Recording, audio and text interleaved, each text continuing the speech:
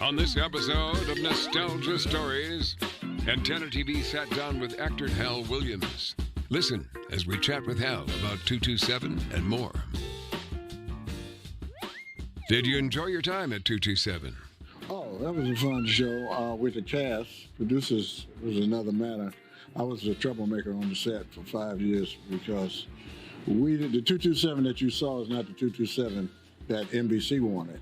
That's the show that Marla wanted.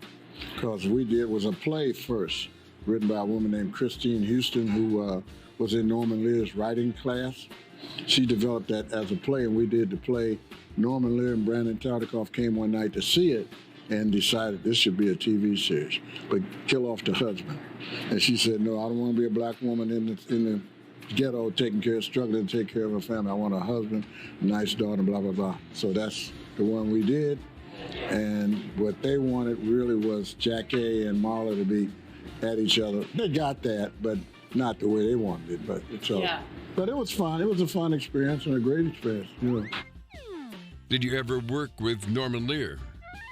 Oh, only as the executive producer. You know, he and Bud York, and when we started Sanford, they were a team called their company was called Tandem. But when he developed 227, it was just Norman.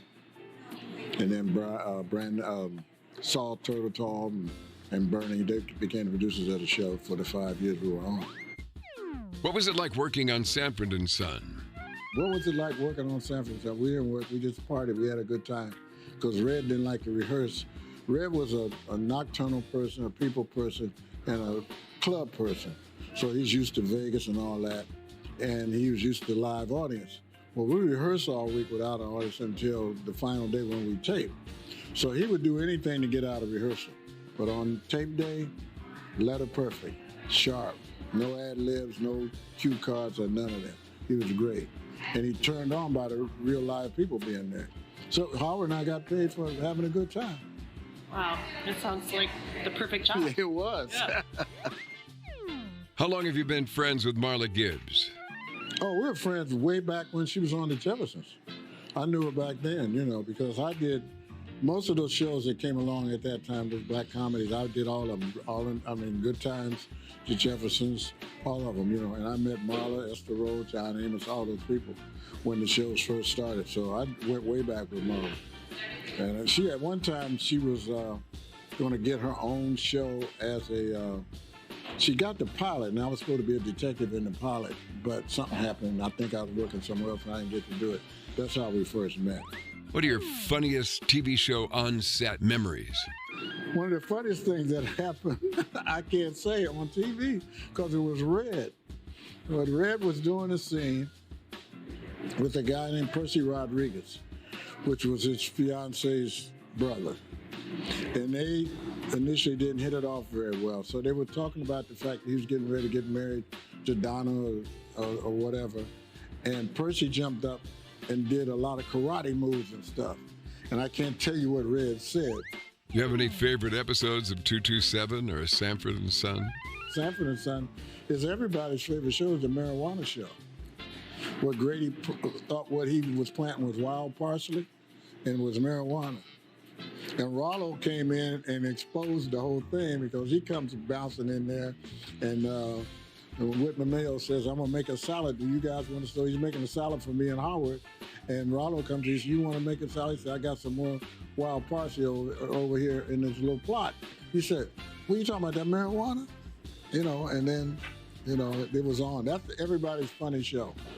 And when we go certain places with the truck, they run that episode inside, like the tables where we are now, just keep running that episode over and over again. In a loop? Yeah. What about 227? 227, for many years, they struggled to get me to put on a dress. And I would not put on a dress.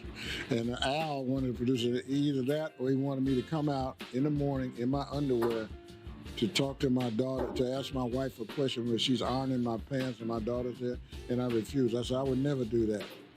And Lester, in the day and age that he was raised in, he would never do that in front of his wife. We had those kind of ongoing battles all the time about our culture and the time that Marla and I's characters came through in the 50s and World War II and all of that. You know, they didn't understand that. You know, as long as it was funny, they thought it was okay. But no, I wouldn't do that. But our anniversary came when Marla was sequestered on a court trial. So I came in the service cart from room service in a dress. And they put a veil over my face so you couldn't see my mustache. So I could be there to drink champagne and celebrate our anniversary. And then I walked back out of the hotel, and as I walked by and go out, and the guy says, I've seen a lot of things walk through here. Did you see that woman that just walked through here just now? I'm paraphrasing, but something like that. Is it difficult to work in comedy and in drama? People don't realize I'm a serious actor. You know, unless I point out that I was Alex Haley's grandfather in Roots, that I worked on Harry O with David Jansen, that I did other dramatic shows, and that 5 years on the Waltons as Harley Foster. A lot of people don't even know that. You know, so I've always tried to keep a foot in both camps, and it's hard to fight the pigeonholing that goes on. They like to think of you as that guy. So, but in all those comedies, you have to remember one thing: I wasn't a funny guy. I was the straight guy in the middle of all the madness. You know, I was the stabilizing force, but you know, you do what you can do. How was your experience working with Sinbad? Wonderful. I played his father, but I knew his parents, you know, and I had seen his act and all of that. I'm gonna tell you a thing about people letting the business change who they really are. There was a fundraiser going on PBS. And I went there to, you know how they do it over the TV. People call in and donate and all that. I walked in the door, and Sinbad was standing there. And he was all over, hey, man, I love your work, so. And I said, fine, and gave him a hug, took a picture and all that stuff. Years later, my agent called me up one afternoon and said, Hal, you need to come up here from the desert. I got a show that's just right for you. So you come up here and audition. So I went up to audition. And I walked in there and did a scene with him, and he remembered that he had met me before.